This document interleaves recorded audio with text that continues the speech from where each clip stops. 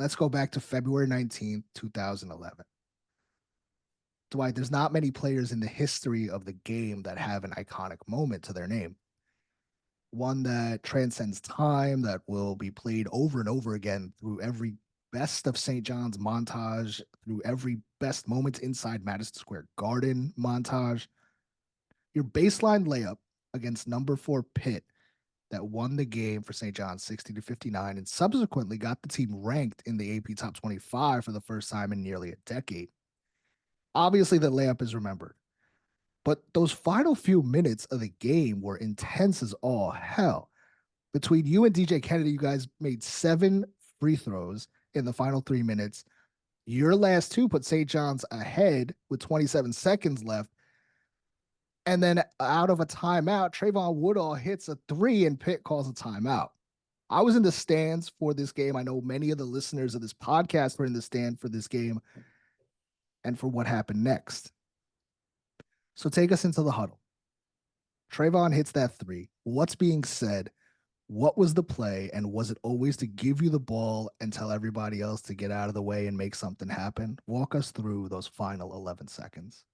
All right. So basically in the huddle, Coach Lav, he grabbed the drawing board and, he basically wanted a clear out he wanted a screen from Brownlee to get the switch. But, to clear out the right side of the floor for me. But I want to say Pitt had Gilbert Brown on me.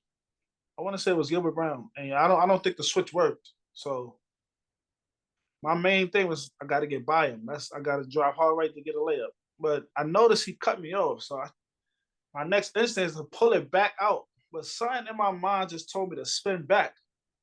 And then when I see where I was at, I'm like, man, my mom like, how am I gonna get this off? So I just thought like, just stay on my tippy toes. And somehow, some way, I did use my arm a little bit. I was able to get around him, and the scoop shot went right in. But the play was definitely to clear the court out, definitely. It was a 9.9 on the scale of 10, Coach Lavin said.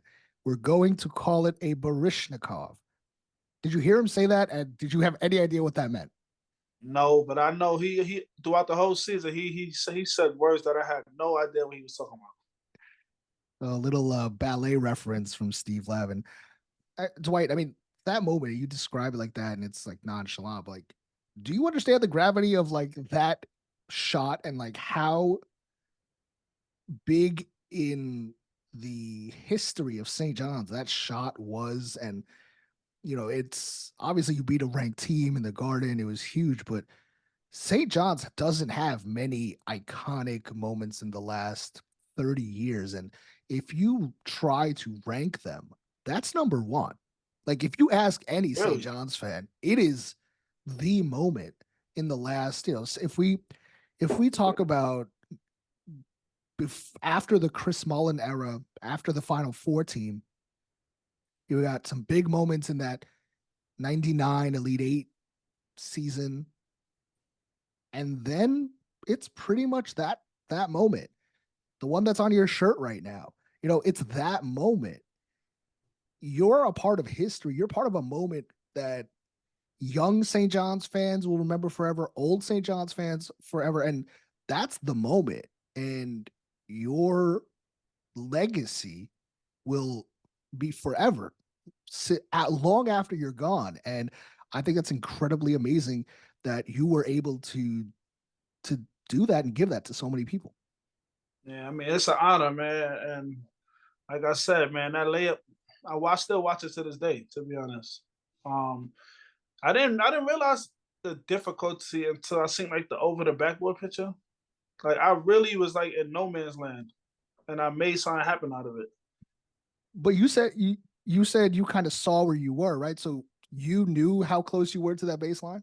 Yes, I knew where I was at to the baseline, but I didn't know where the rim was at.